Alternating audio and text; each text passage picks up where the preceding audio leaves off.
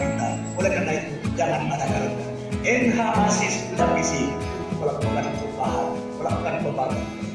Aku 10 tahun sebagai wakil gubernur. Saya pernah sebagai pejabat gubernur di 4 provinsi. Merupakan potensi untuk membangun Sulawesi Selatan.